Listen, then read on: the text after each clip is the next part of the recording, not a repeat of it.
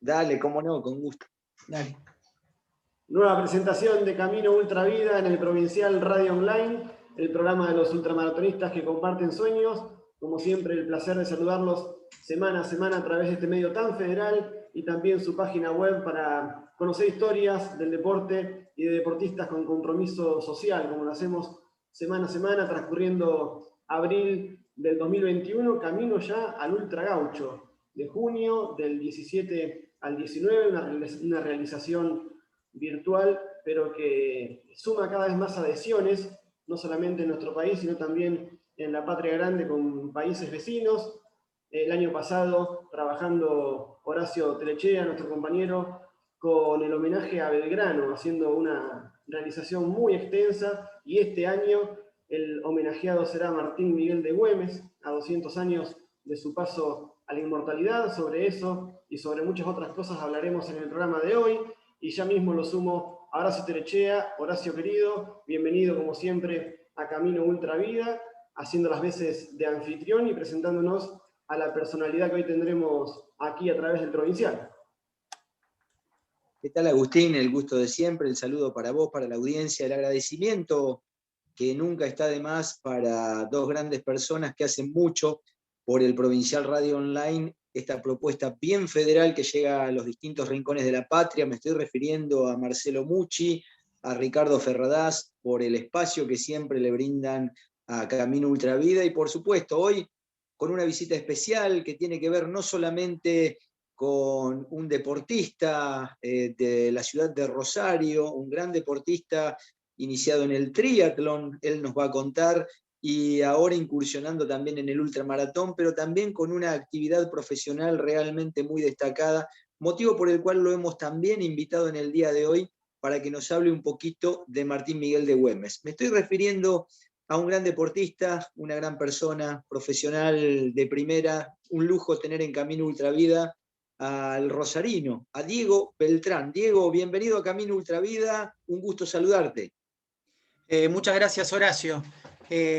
No soy muy gran deportista, soy más bien un entusiasta del deporte. Y bueno, y realmente te felicito por lo que haces, ¿no? por este tipo de eventos que sirven para, digamos, combatir los problemas de aislamiento deportivo de la pandemia, y también para refrescar la memoria histórica de los distintos actores políticos del inicio de nuestra nación, ¿no? Uno de ellos, por ejemplo, Martín Miguel de Güemes. Así que me parece muy interesante este tipo de eventos que haces, porque unen una cuestión deportiva y una cuestión, como una de las notas que vi por ahí, revisionista, ¿no? Digamos, revisitar a las personas que hicieron algo por el país, ¿no? Algo no, algo mucho, ¿no? Así que bueno, contento de hablar con vos. Muchas gracias, Diego. Y bueno, tengo la suerte de conocerte a través del deporte. Has venido, si no me equivoco, porque Diego, le comentamos a la audiencia, es hermano de Celina Beltrán, campeona argentina de ultramaratón, integrante de la selección argentina de ultramaratón, récord nacional de 12 horas. Y Diego también es un destacado deportista, claro que sí, porque ha incursionado no solamente en el ultra, sino también en el maratón y también en el triatlón, y ha venido a nuestra ciudad de Necochea, ha nadado en el río Quequén, si no me falla la memoria, en el triatlón de Necochea. Así que, Diego, nos gustaría escucharte un poquito de tu experiencia dentro de lo que es el deporte, el triatlón, el ultramaratón, que realmente es apasionante. Bueno, digamos, obviamente no me destaco en el deporte como mi hermana, pero sí de nuestros padres recibimos la exigencia de: si haces deporte, estudiás o trabajás, ¿no? Así que los dos estudiamos, y era, siempre habría que priorizar el estudio, ¿no? Habría que mantener el estudio en un nivel alto. Y bueno, cuando yo primero hice natación, fui nadador federado. Mi primer entrenador fue el padre de Alberto de Midi, aquel remero subcampeón olímpico y campeón mundial. el padre era un entrenador de natación muy, muy bueno, y había sido un nadador muy bueno, y lo entrenó a mi papá, lo entrenó a mi tío, le enseñó a nadar a mi abuela, y después me entrenó a mí y a mi hermana. Así que hice natación. Después, cuando empecé la facultad, vi documentales sobre el triatlón, así que me entusiasmé mucho y empecé a hacerlo junto con mi hermana. Primero no encontrábamos, mi hermana se destacó rápidamente y buscamos un entrenador, y no encontrábamos entrenador de triatlón. Pensá que era 1985, 1986, no encontrábamos entrenador. Así que decidí hacerlo yo. Decidí entrenarla con mi saber práctico hasta que conseguimos uno. Y bueno, y fuimos a Necochea y hacíamos el circuito, ¿no? Mi hermana mucho más que yo, pero yo algunas veces la acompañaba. Y así que bueno, hicimos triatlón, y en algún momento tuve que dejar para terminar la facultad, el trabajo, el estudio, bueno, y en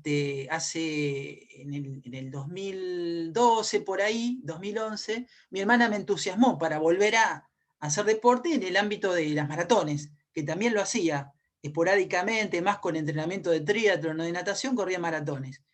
Y así que bueno, recomencé en el 2011, 2012, corriendo maratones, así que le agradezco eso siempre, que me hizo, que me, digamos, incentivó a volver, ¿no? Porque era una cosa que necesitaba, ¿no? El deporte me saca del trabajo si no estoy obsesionado con el trabajo, digamos.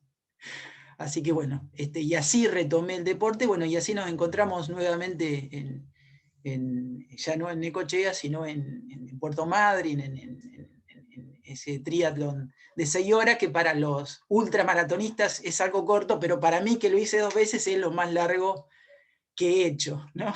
Fuera del triatlón es lo más largo que he hecho, ¿no? De 42 corrí unas cuantas, pero bueno, 6 horas es algo muy particular, que quiero volver a hacerlo. Diego, bueno, comenzaste Sí.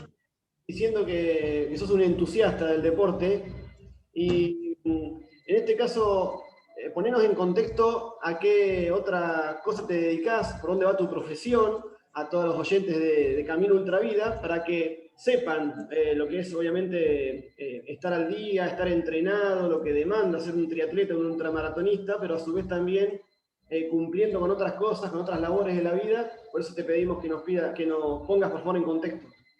Claro, para mí el deporte lo hago seriamente, muy seriamente. Hago un esfuerzo digamos, para entrenar 5 veces por semana, hago un esfuerzo de tiempo, ¿no? Pero la prioridad obviamente es el trabajo, como antes fue el estudio. Y yo soy docente universitario, soy profesor universitario de historia. Después hice el doctorado en Humanidades, convención en Historia, en la Facultad de Humanidades de la UNR, y después hice el postdoctorado, ¿no? En un ámbito general que también tiene la UNR, que surgió hace poquitos años, hice el postdoctorado. Y si bien toda la formación la hice, bueno, en historia primero, y mi tesis doctoral y postdoctoral tienen que ver con lo político y con lo histórico. Así que, pero de todas formas, mi trabajo, las materias que doy son de metodología de la investigación. Muy pocas veces pude dar historia. Una vez di en una facultad que ya no trabajo ahí, una vez di una materia de historia que era toda la historia argentina. Era desde el descubrimiento digamos, de la formación de la colonia en el siglo XVI hasta el 2000. Y a mí se me ocurrió agregar 10 años más, porque ya que estaba en 4 meses, daba tanto, bueno, agrego 10 años más, llegó a la actualidad y me retaron ahí porque me excedí. Así que bueno, excepto ese tipo de experiencias raras, porque es una materia rara dar todo en 4 meses, prácticamente no de historia, pero sí di metodología de la investigación en el doctorado de Ciencias de la Educación Cohorte Extranjeros. Hay un doctorado para extranjeros que vienen a la UNR, o sea, a la universidad pública. Así que estoy ahí, doy metodología de la investigación, doy en una facultad privada metodología de la investigación, y doy en la en la universidad pública, una materia cercana a la metodología, y doy otra que tiene que ver con filosofía e historia, digamos, Grecia, filosofía griega y después moderna. Aunque tiene otro nombre, es Integración Cultural 1, eso lo doy en la Escuela de Música. Así que esa es mi labor fundamental. Por eso siempre tuve ganas, siempre me quedó el deseo de dar historia del pensamiento político, nunca lo di. Así que lo que hace Horacio me parece muy interesante porque Güemes es una figura, si bien no soy un especialista en eso, me parece una figura muy particular. Me parece que es ese tipo de actores políticos que, como cualquier actor político, trata de progresar, de ascender, pero las ideas lo superan. O sea, la pasión lo supera y lo que hace está más allá de conseguir un beneficio individual. O sea, la característica de un héroe para mí, o de un prócer, es que las ideas lo superan. Hace cosas que están más allá de su beneficio personal, incluso perjudicándolo.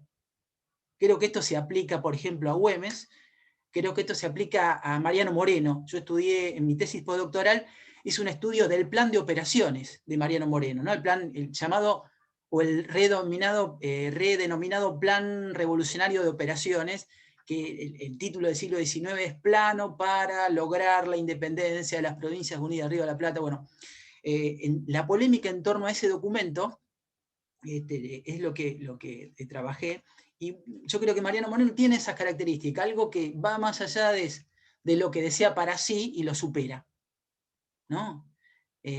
Así que me parece muy bueno este homenaje, ¿no? a Martín Miguel de Güemes, por estas cuestiones, ¿no? Por cómo terminó. Terminó así porque sus ideas superaban su pasión, superaba lo que busca un político raso, ¿no? Un político común. Si fuéramos todos un décimo de lo que fue Martín Miguel de Güemes, todos, ¿no? Todos los ciudadanos, bueno, sería, creo que... Bueno, algunos lo son, ¿no? Algunos sí lo son. Yo tengo mi duda que yo lo sea, pero hay muchas personas sí lo son.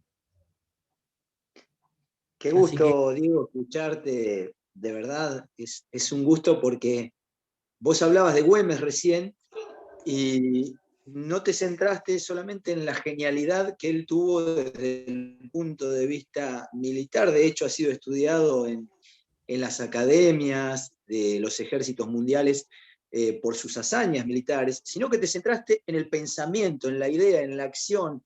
¿Qué rescatarías de Martín Miguel de Güemes en ese sentido, como para que también podamos ser un elemento de difusión de lo que hizo grande a Martín Miguel de Güemes, que más allá de sus hazañas militares, como la de las invasiones inglesas, cuando abordó aquel barco inglés, y de su gran acción frenando 9 avances del ejército realista, vos te situaste en el pensamiento, en la idea. ¿Qué es lo que más rescatarías, si es que se puede hacer una especie de síntesis en eso? Bueno, te digo, yo sin ser un especialista y habiendo visto más cosas por el tipo de trabajo que hice digamos, de filosofía de pensamiento europeo, sin quererlo, ¿no? Incluso la formación mía fue así. Hay un libro que sale en 1966 que se llama Teoría del Partisano. Es un jurista alemán, Carl Schmitt. Y ahí él dice lo siguiente, mira qué interesante cómo empieza el libro. El partisano moderno, el que lucha contra un ejército regular desde una posición de irregularidad, se estrena, ese tipo de lucha, la guerra de guerrillas, se estrena en España cuando los campesinos españoles, el pueblo español, a diferencia de su rey, a diferencia de sus capas intelectuales, lucha contra el ejército napoleónico. ¿No? Ese tipo de guerra de guerrillas que después se hace en Argentina empiezan entre 1808 y 1813. ¿No? En ese periodo hay, digamos, ese tipo de escaramuzas, de golpe, guerra rápida y retroceder, se estrena ahí. Y lo que dice Carl Schmitt es que eso después pasa al resto de Europa, pero no tan intensamente. Lo que se olvida, me parece que lamentablemente no incluye, es que sí eso se desarrolla y muy intensamente en nuestra frontera norte, contra el ejército realista entre 1814 y 1821. ¿No? Los que saben de esto plantean que, digamos, ¿qué es lo que hace el ejército español? Después que, digamos, supera a Belgrano, y Belgrano tiene que retroceder, el ejército español requisa, saquea estancias, saquea caballada, ganado, víveres, y algunos hacendados medios, ¿no? Los hacendados medios devuelven el golpe, es decir, organizan partidas que atacan al ejército español y le quitan lo que el ejército español saqueó, y entregan a los realistas a las autoridades revolucionarias. Eso después lo desarrolla al máximo Martín Miguel de Güemes, ¿no? Es en ese momento con Güemes donde los gauchos se empiezan a apoyar, donde la revolución se vuelve algo social. Entonces hay capas digamos, de estancieros medios y paisanaje que se pliegan a la revolución y se pliegan a este tipo de táctica que usaba Güemes, que sería, yo creo, otro rasgo del héroe. A falta de recursos hay ingenio, ¿no? A falta de recursos, a falta de un ejército regular poderoso, a falta de un ejército que compita contra ese ejército español, se organiza esta guerra de recursos, o que se llama guerra de recursos, o guerra de guerrillas, que le permite, digamos, sostener la frontera hasta que San Martín cumple su estrategia.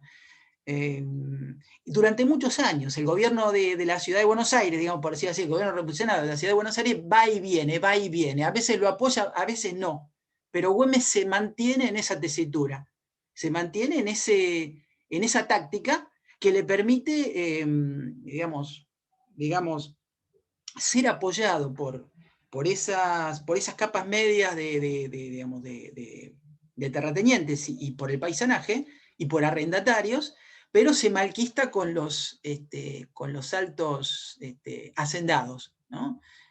Porque Güemes también necesita recursos y víveres para el ejército. Güemes no hace caso muchas veces, ¿no? El gobierno revolucionario le pide que entregue armas, que entregue un montón de cosas, y no, por suerte no lo hace, porque si no estaríamos aún en la colonia, ¿no?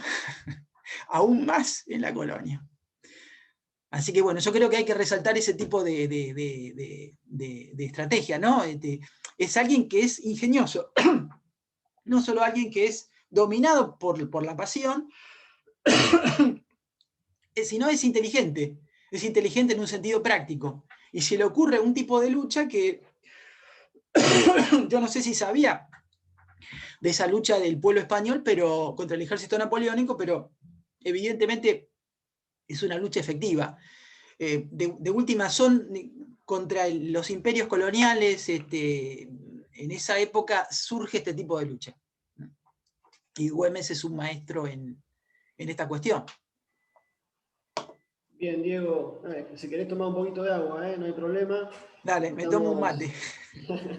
Escuchando una súper interesante explicación histórica del docente y deportista, a su vez, Diego Beltrán, y camino a junio, del 17 al 19, con esto que va a ser el Camino Ultra Gaucho, muchas veces Horacio lo define como un encuentro deportivo, educativo y solidario, ¿no? Por lo que va a ser también la parte solidaria. Pero está bueno lo educativo para poner un poco en contexto la figura de un héroe que vive sin dudas en el pueblo. No así, quizás, hasta los últimos años, en la cartelera de la historia oficial. Y creo que esto tiene que ver con lo que venías diciendo. Digo, ¿por qué la figura de Güemes no ha sido tan conocida o tan vista o tan publicada, podríamos decir, como la de Sarmiento, San Martín, Belgrano?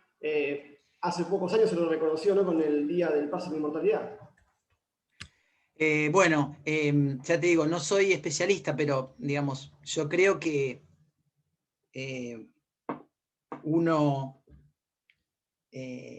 alcanzan la inmortalidad, este tipo de próceres alcanzan la inmortalidad o no, o resucita o no, según la labor de los historiadores, ¿no? Y la historiografía que primó luego de la Revolución de Independencia es la historiografía liberal, ¿no? Entonces, Martín Miguel de Güemes es un ejemplo digamos, de un personaje histórico que no puede ser subsumido en la historiografía liberal, no puede ser modificado, ¿no? Esta cuestión de la posverdad, ¿no? Que uno toma algo y lo gira, lo modifica, bueno, es inmodificable en este sentido.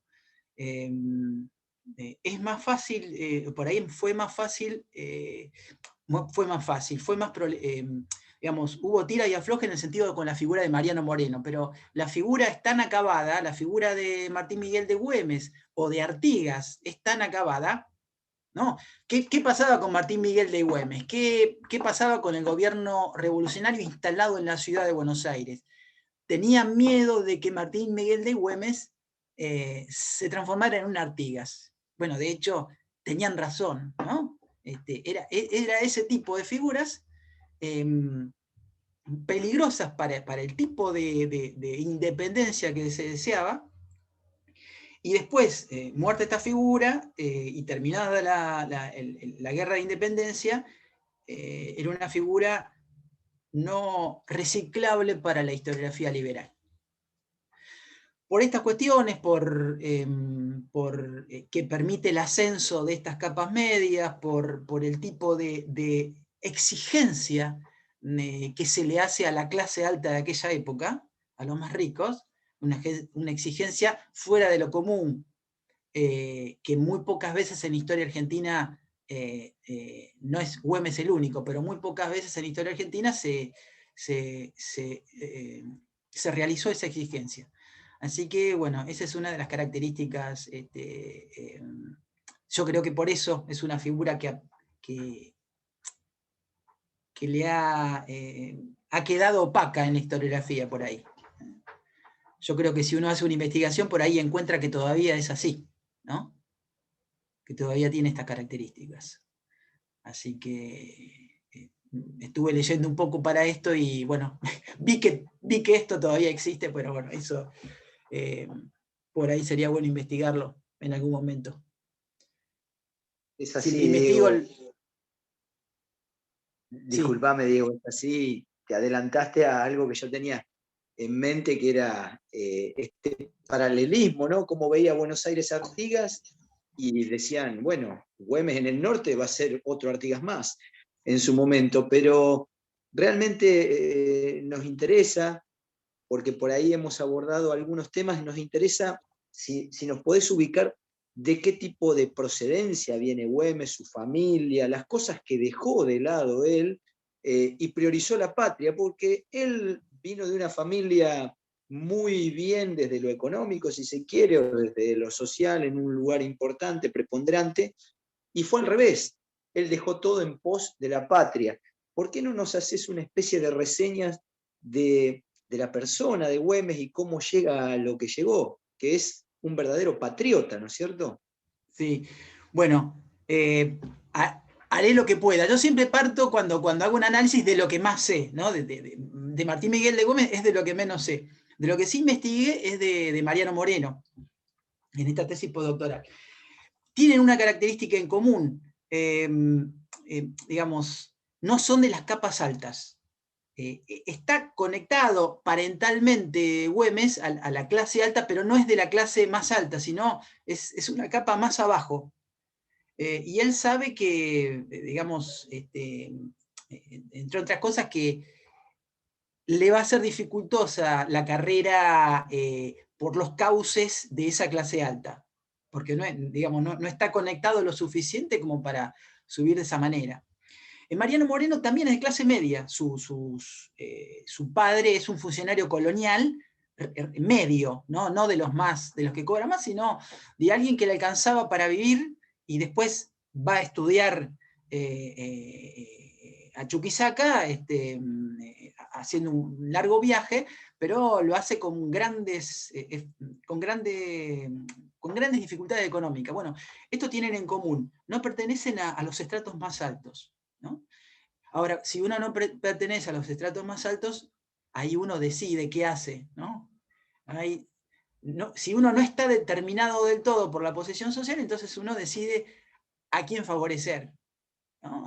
Si al que está arriba o al que está abajo, ¿no? Entonces, está clara la decisión de Güemes a ese respecto, ¿no?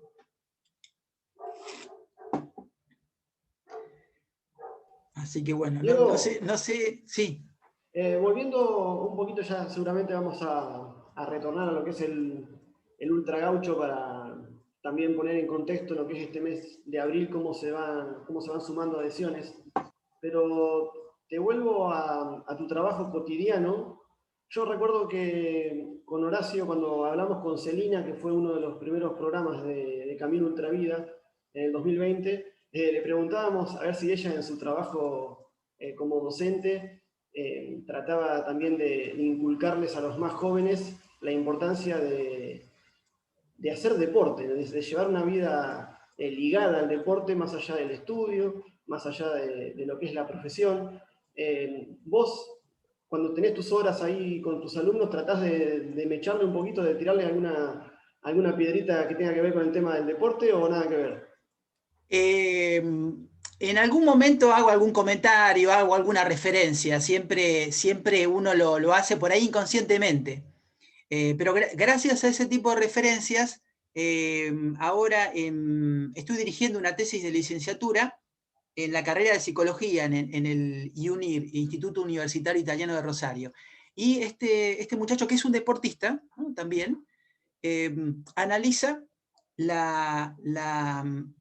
digamos, la manera en que los deportistas logran superar las lesiones, ¿no? La resiliencia. Es decir, de qué manera, con qué fuerza, con qué ingenio, de qué manera logran superar lesiones que a veces son muy fuertes o son periódicas. Así que analiza eso y hace un estudio de casos. Y bueno, me eligió a mí para la dirección, a pesar de que no soy de educación física, porque doy metodología, ¿no? Porque conmigo en tercer año aprenden a hacer un proyecto de investigación. Y como soy deportista, bueno, me eligió por eso, así que sí, digamos, es una muestra de que generalmente lo menciono, ¿no? Así que sí, cada tanto lo menciono, aunque no son, en realidad los ámbitos donde los músicos, no veo muchos músicos deportistas. Sí tuve una chica, una atleta que después entrenó, creo que en Puerto Rico, muy buena, ahora no me acuerdo el nombre, seguro mi hermana sabe, que hacía salto en valla, 3000 con valla creo que era. Yo no sé mucho de atletismo de pista, creo que 3000 con vallas o 1500 con valla, no estoy seguro, que una de las mejores de Argentina. Y estudiaba música, ¿no? Estudiaba un instrumento. En la escuela de música hay tantas carreras como instrumentos hay, ¿no? Entonces la organización pedagógica está en función del instrumento que elegís para tocar, que puede ser la trompeta, el piano, el bandoneón, no sé, lo que elijas, o canto. Así que bueno, me acuerdo que sí, que estudiaba ahí y que en algún momento me pedía permiso para irse o en algún momento me avisaba que iba a un torneo panamericano, me acuerdo. Bueno, así que también me pasó cuando yo era chico. Cuando yo era chico corrí un interfederativo de natación, bueno, me daban permiso para ir 2 semanas a Mendoza, me acuerdo. Así que sí, siempre tuve el deporte presente, a pesar de que en muchos años no entrené, sí iba caminando a todos lados. Como mis trabajos estaban cerca, están generalmente cerca en el sentido a 10, 20 cuadras, iba de un lado a otro caminando, así que siempre me mantuve en estado físico, ¿no?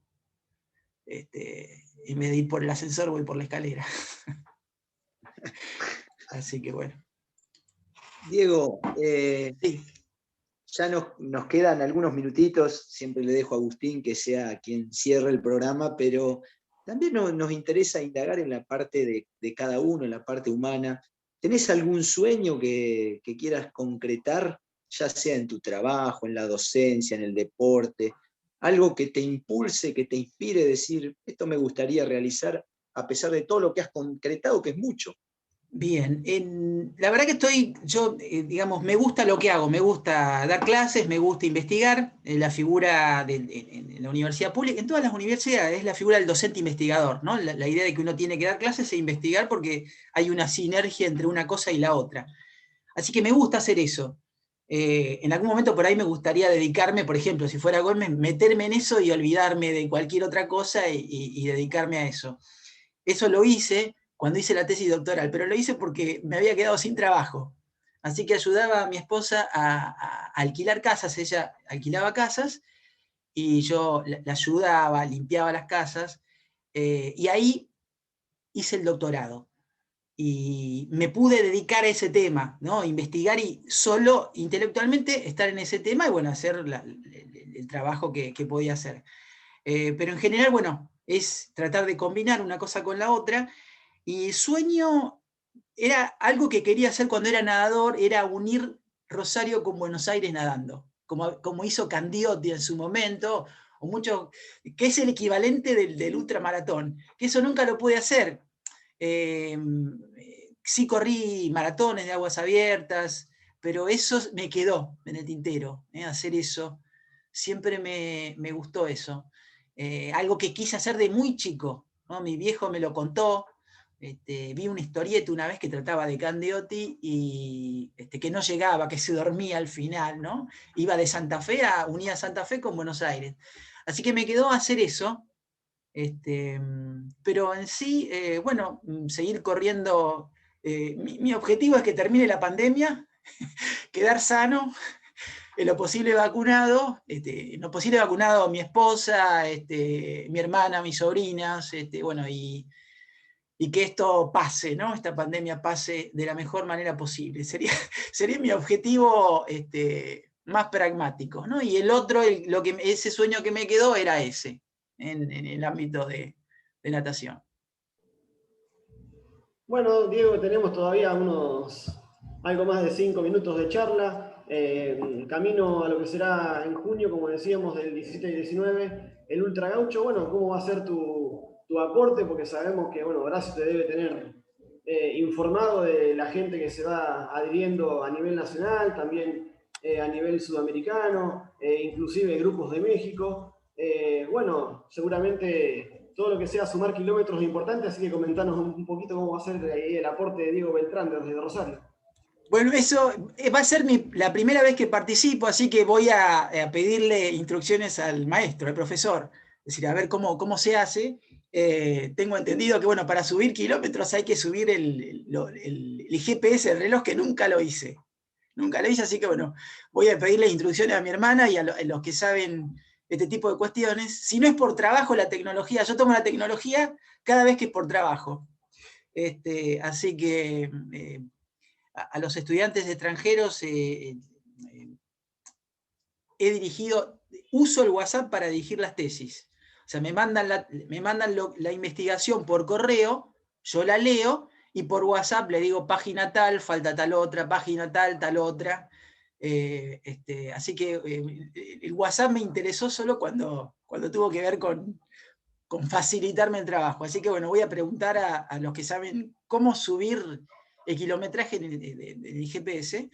Y así que bueno, le preguntaré a Horacio a ver cómo me conviene hacerlo, cómo me conviene sumar kilómetros, si en los 3 días o en uno solo. Bueno, veremos cómo hacemos eso con el barbijo puesto, porque en Rosario, si bien no todos lo respetan, hay que correr con barbijo.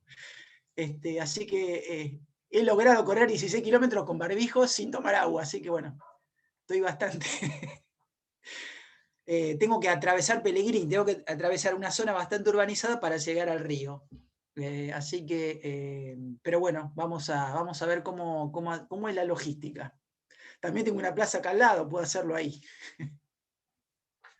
Qué gran gusto escucharte, Diego. La verdad que me siento muy, muy feliz de encontrarme semana a semana con grandes amigos del deporte que me hacen sentir muy bien y que me interesa que nuestra audiencia los pueda escuchar porque Realmente son personas que inspiran, y vos sos una de las personas que inspiran. Tenés un sueño, yo después te voy a contar un pequeño sueño colectivo que tengo, que si Dios quiere lo vamos a hacer entre todos. Y ¿por qué no? ¿Por qué no hacer eso? Mirá, yo recordaba a don Eduardo Guerrero, medalla de oro en los Juegos Olímpicos de Helsinki 52, previo a lo que fue aquella medalla de plata del hijo de tu entrenador, de Midi, que si Sí, no me olvido fue en Múnich 72, sí, y don Eduardo se vino remando de Rosario a Buenos Aires. En realidad se vino remando por todo el río Paraná y luego claro. no sé qué etapas, pero por distintas etapas. Hizo un montón de etapas, iba parando en distintos lugares y unió, así que son gente que inspira. De mi parte, agradecerte mucho tu colaboración, tu prestancia, tu tiempo y bueno, decirte que estamos muy contentos de tenerte en Camino Ultravida por el provincial y antes de dejarle a Agustín el cierre, por supuesto también dejarte a vos los minutos finales para que digas lo que quieras manifestar y sabés que este es el espacio de los ultramaratonistas, es el espacio de quienes aman al deporte y vos sos uno, así que esta es tu casa. Bueno, me faltaba decir una cosa. Yo dirijo una revista electrónica con ISBN, una revista académica para docentes universitarios, investigadores, incluso estudiantes universitarios o graduados, la revista de Epistemología y Ciencias Humanas, www.revistaepistemology.com.ar. Se hace digamos, una publicación anual y es sobre algún tema, alguna disciplina relacionada a la metodología o a la epistemología. Por ejemplo, vos que sos profesor de educación física, podrías, digamos, publicar un artículo que tenga que ver con algún aspecto de la educación física ligado a la teoría del conocimiento, a una metodología. Así que es una revista abierta a los graduados, a los estudiantes y a los docentes universitarios. Es una revista donde este año me cuesta conseguir artículos y es una revista donde no es de acceso libre y gratuito. Tengo costos, pero no ganancias, ¿no? Porque hay que mantenerla. Es de acceso libre y gratuita y yo la hice porque muchas veces es difícil publicar y hay una obligación de publicar. El docente universitario tiene no solo que investigar, sino que publicar. Así que lo hice con esa intención. La revista tiene ya 14 años y bueno,